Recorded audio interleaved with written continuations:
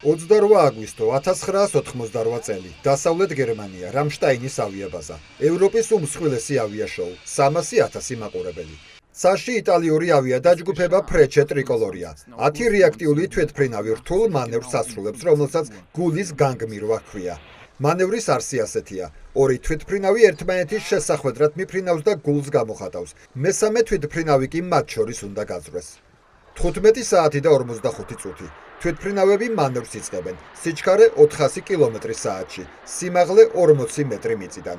მესამე თვითმფრინავის პილოტის შეცდომას უშვებს და სხვა თვითმფრინავს ეჯახება ჩამოვარდნისას კიდევ ერთ თვითმფრინავს გამოედებიან და აზიანებენ ამგვარად სამი ალმოდებული თვითმფრინავიდან ერთი ხალხის მასაში ვარდება მეორე იქვე მდგარ ვერტმფრენს ეცემა მესამე მაყურებელთა ზონაში ვარდება ალმოდებული საწვავი გარშემო ეშხება იწყება ქაოსი ადამიანები გადარჩენას ცდილობენ რაც ფაქტობრივად შეუძლებელია შედეგი იღუპება 70 ადამიანი 346 ადამიანი მძიმედ ჩავდება მეტწილად მესამე ხარისხის დამწვრობას იღებენ იღუპება 3 პილოტიც